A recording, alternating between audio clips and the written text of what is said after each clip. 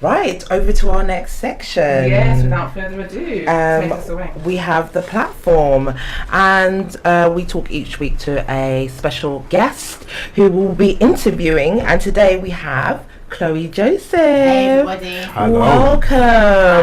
Welcome. Sorry. Thank you, Kai.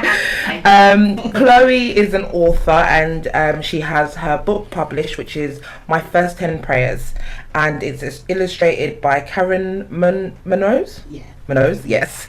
So, Chloe, tell us a little bit about you. Who is Chloe Joseph? Okay, so I'm 29 years old and I'm a university student. So I used to actually, I used to work for a company called Kids Company. Okay. And they closed down and they started with kids. Oh, I know Kids Company. Yeah, so that's what I used to work with. Right.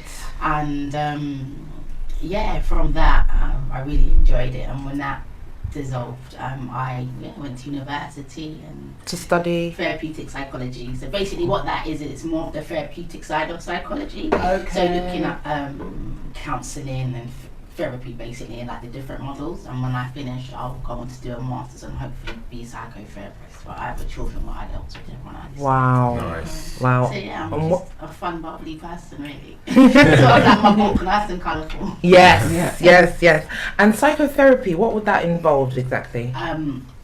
More looking at like the unconscious and Oh, doing wow. like one-to-one work with either children or adults. It just depends on what capacity the field that I want to go in. That So, sounds- more like therapy and that type of thing. Right. It's kind of like in my university, it looks at more of the art side of things. So you're Right, looking at, like, interesting. play therapy, drama therapy. Oh, I love art that. therapy, music therapy, and things like that. And they Yes. each work with different clientele. So you find like music therapy, they work with a lot of disabled. Okay. Right. Okay. Like people And that are kinesthetic therapy. yeah, things Yeah. like that, like Yeah. with kinetic sand. Yes. And when they do play therapy and things like that. That So, sounds amazing. so That's that. really important job, and I really hope that there's a lot of funding for that, because Yeah, those are the things that we need. You know, we need to look outside of the Yeah. box for our children now. definitely with everything And that's going on. exactly. especially the last couple of days. Is not- This is, we will be talking about that later actually. Yeah.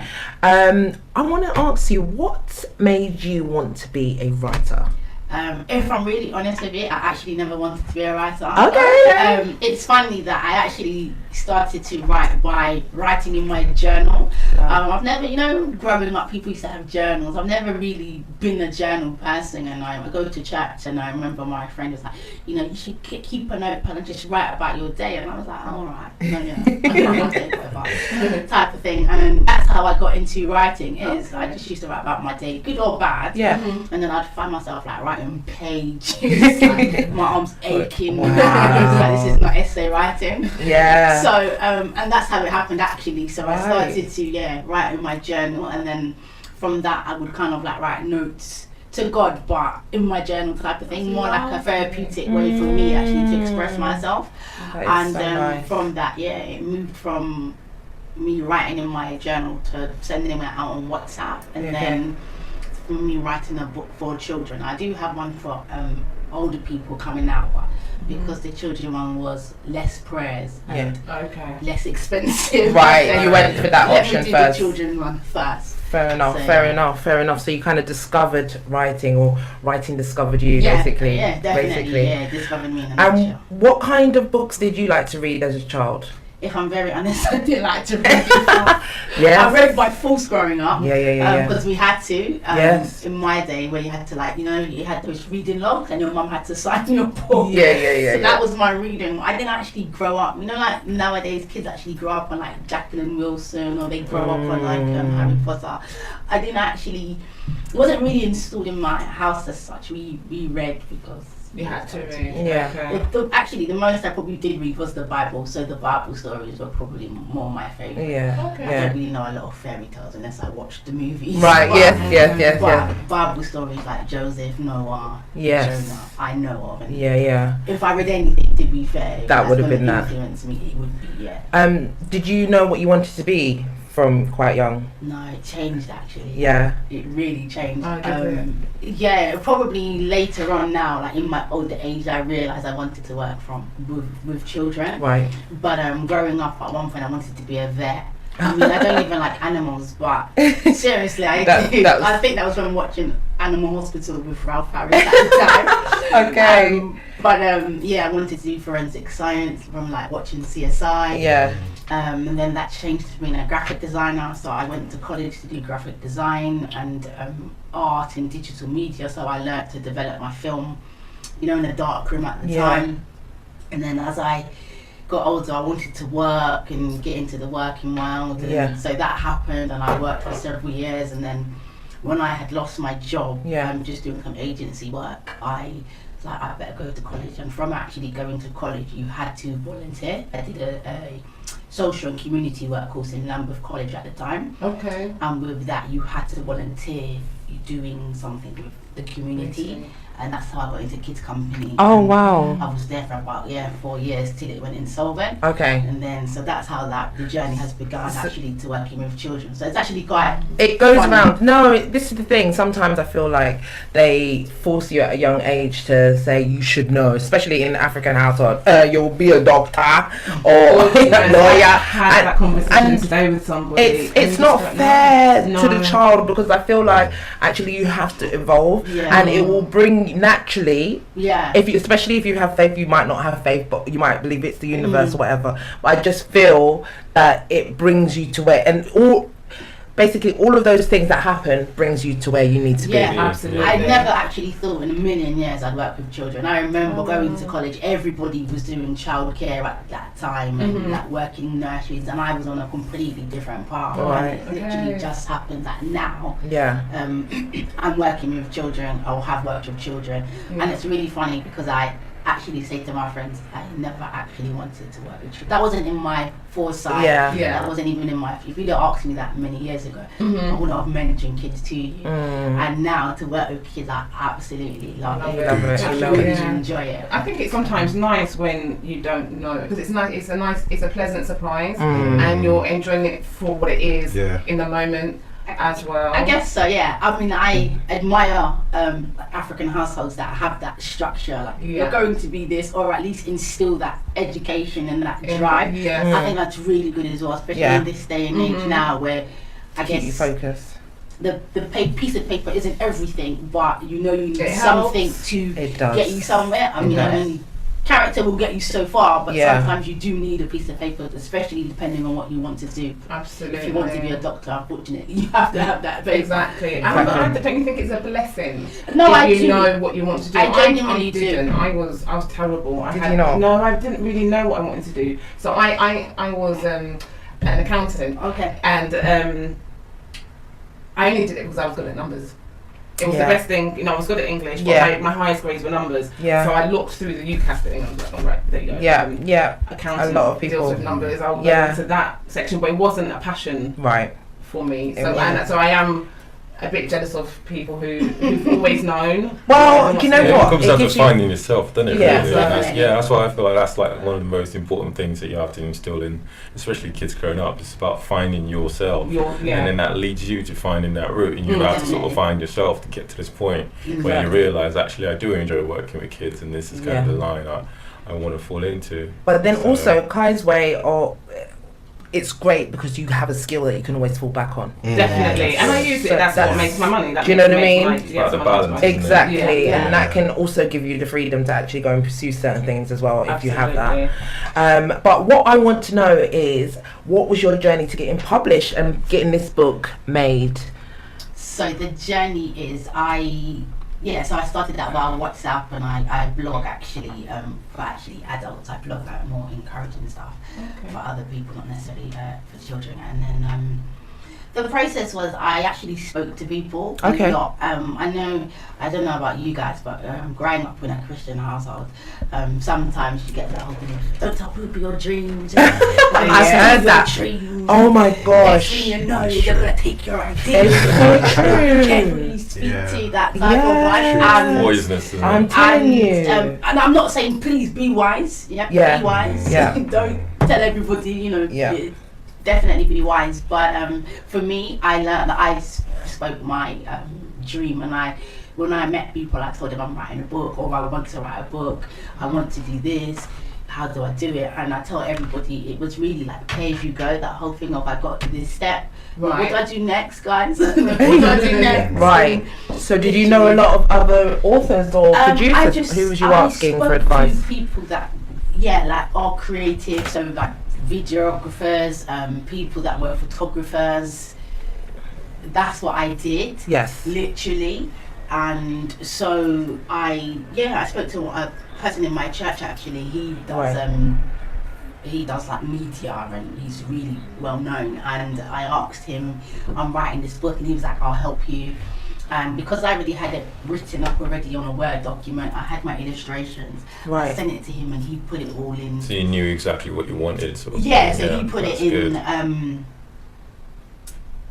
like in a PDF, like a file basically. Sent off to the printers. To the printers. Yeah. I'm not okay, but did you not really have that much of an input with the creators? So you were the words. How much freedom did you give the illustrators? To be fair, I gave my illustrator a lot of freedom. Okay. So basically, in that sense, what I did was I sent her the prayers. Right. I said to her, because at first I wanted just a black book. Right. And then I thought, do you know what? Actually, prayer and communicating with God is inclusive. It's everybody. It's not just about being black. Exactly. Everybody can experience communicating with God. Yeah. And I thought it actually would be nice to be really inclusive and have different nationalities and different people. That's it. So with my illustrator, what they usually do is they send you like a mood board and you kind of pick what sort of illustrations you sort of want, and that's what I did. And then she sent me samples of characters and I agreed if I liked it or not. Right. And I sent her the prayer so she had an idea of what to draw concerning the prayer. Right. So I guess it helped her draw to the prayer. Right. So did you refuse quite a few before, or no? Actually, I must say with her drawings, they were absolutely amazing. Spot on. Yeah. Spot on, they are very good. So with that, I just got my friend to put it in book form. Right. And then I sent it to the printer. I think for me, the process was long, and that's because I'm a student, and there are times that since not being at Kids Company, I haven't had a steady income. Right. So for me, my longest, I guess my struggle would have been my finances, not necessarily getting it together. Mm-hmm.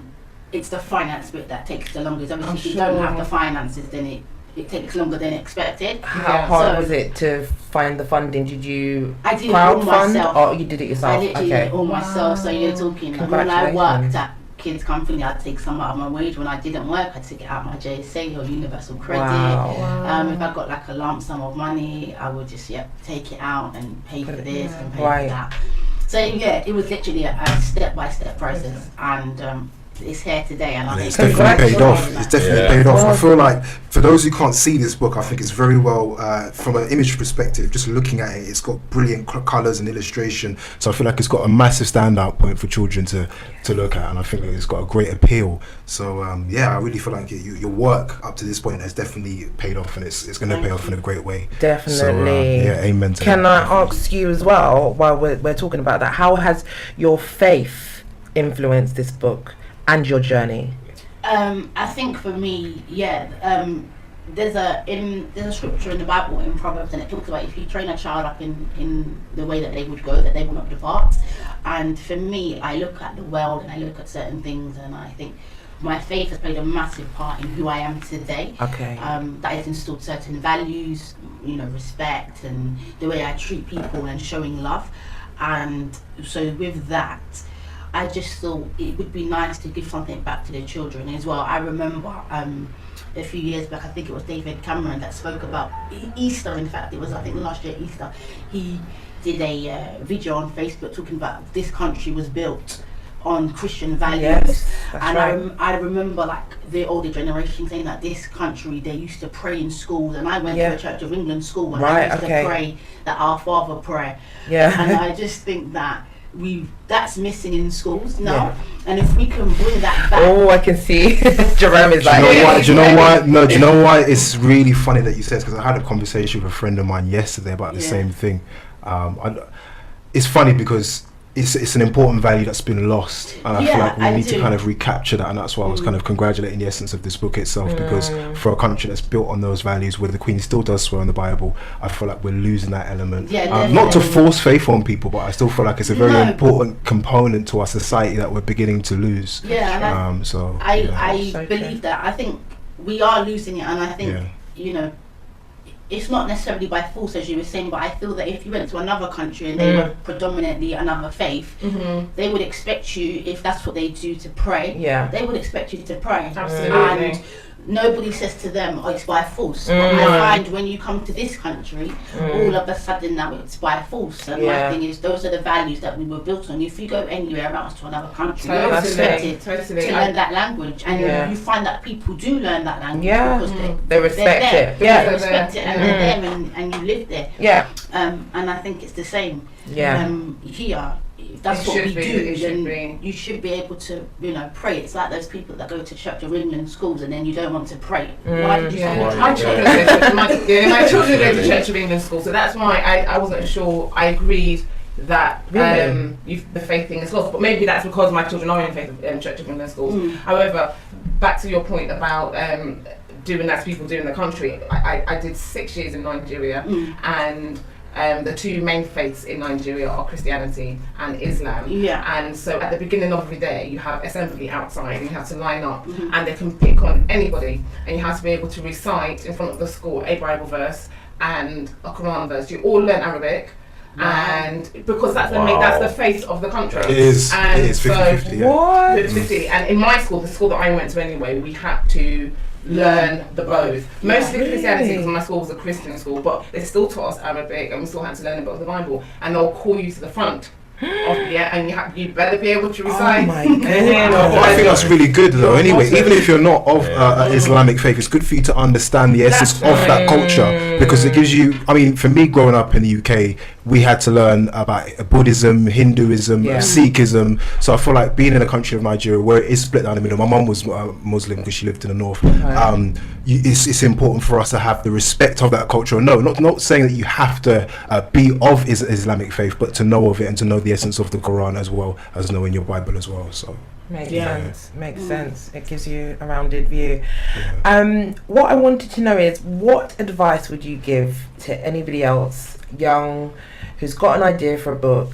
What would you say is the most important thing to actually, you know, get to where you're at right now? I'd say write it down. Right. Be persistent, be intentional about it. Even now with this one, I'm trying to be intentional about the rest that I'm going to do. So I would say really be intentional and pick days and times to actually get the work done. I'm reading a lot of books, and that's what they speak about, really being intentional and setting boundaries and times, because when you work for yourself and you're doing it on your time, before you know it's midday and you haven't done anything. I know those ones. And then the whole day's gone and you're like, what have I done? I've just sat on my emails, I've scrolled on a few posts. The day is now done and I've written nothing, not even the title. That is so true. I would say, you know, just really be persistent and have people around you that kind of encourage you. One thing that I had around me was loads of people going, so when's the book out? When's the book out? Right, and I'm like, I don't have any money right now. Calm down. Stay with me. It'll be out next year. And literally, I was saying it'd be out next year for the last probably 5 years. But it's now here. It and is, I just think, yes. you know, I just want to say, you know, however long it takes. When it's here, then it's the right time. That's it, exactly that, yeah. You know, remember that there's room for everybody. So just like my friend told me a wonderful quote, and she said that there's Volvic Water and there's Evian, and then there's Buxton Wells, and then there's also Tesco. There's room for everybody, and there's also water. So, you know, whether you want to do a book, a makeup range, whatever it may be, go for it. You have nothing to lose. You know, people like Rihanna, they've done a makeup line, it's gone worldwide. So true. Mac's been around for years. There's loads of things that have been around for years, and look, she's still come out and she's done something wonderful. And I just think you literally have nothing to lose but everything to gain, and you'll never know the doors that will open and where it will take you. So very good advice. That is so good advice. Can I ask another question? Yeah. Did you ever consider self-publishing? I did self-publish. Oh, you did? Yeah. And how did that go for you?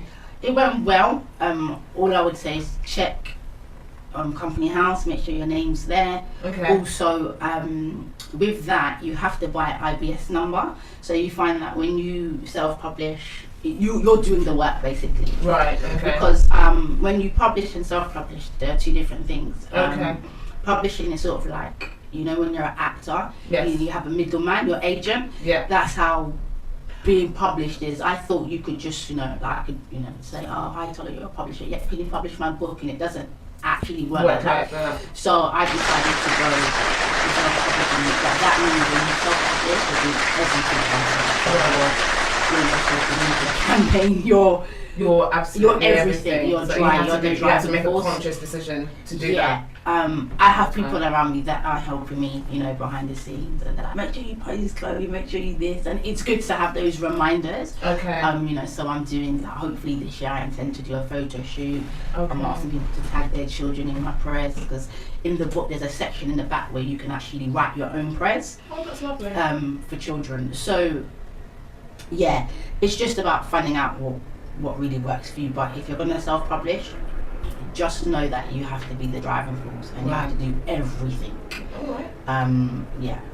And thank you so much for coming. Thank you for having me. Before you go, where can we get your book from? Because I want this. I'm getting this for my children, and I'm passing it on to as many people as I can. Yeah, definitely. So tell us all where we can get it. At the moment, it's not on Amazon. I'm gonna get it there soon. You are. So at the moment, you can either DM me or send me an email. You can send me an email at chloejoseph@gmail. I'll write it all down for you guys. Yeah. And we'll put it on all our social media. Yeah. Or you can DM me on social media at chloe88, or my business page is at Empowerment Prayers, and you can DM me there, and I can send it out to you and give you my details by bank transfer and things like that. Okay. Definitely, we're going to be putting it on all of our social media platforms. Exactly. So hit us up at Twitter at Alliance Show, and Instagram Creative Alliance Show, Facebook Creative Alliance Radio, and we will make sure we will have Chloe's book there and her contact details. Thank you so much, Chloe. You've been a star, and we are so happy for your journey. Please come back again and tell us about your next projects and how far you got with My First 10 Prayers by Chloe Joseph. Yes. Thank you so much. Thank you so much, man. Seriously. Yeah.